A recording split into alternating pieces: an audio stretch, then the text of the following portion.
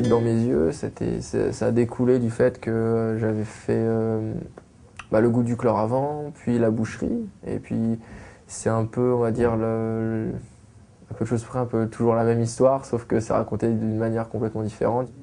Je me suis dit, moi je vais prendre la caméra subjective, comme ça j'aurai que elle à dessiner. Et je vais enlever les paroles de ce que dit le mec pour qu'on n'ait que les paroles de la fille et qu'on puisse voir et qu'on puisse y faire attention. Je voulais qu'on se concentre sur elle. Donc pour moi, le personnage, l'autre, enfin, il avait aucune importance.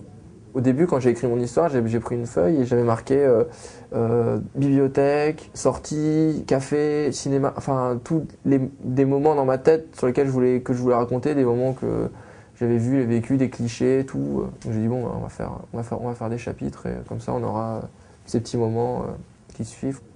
Je me suis dit pour le style, je peux retourner au crayon de couleur. J'avais besoin d'avoir des expressions assez spontanées, fait que je veux vraiment que je fasse mes dessins, que je décortique toutes mes petites scènes. Et donc je me suis dit, bon, moi je vais faire ça au crayon parce que j'avais cette possibilité, vu que j'avais une mise en scène qui était inexistante.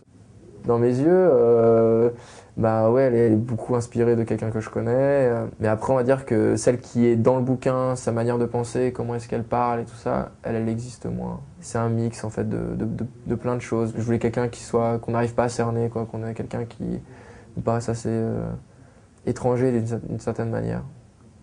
Tout est inspiré de choses que j'ai vues, de choses que j'ai entendues, j'ai senties.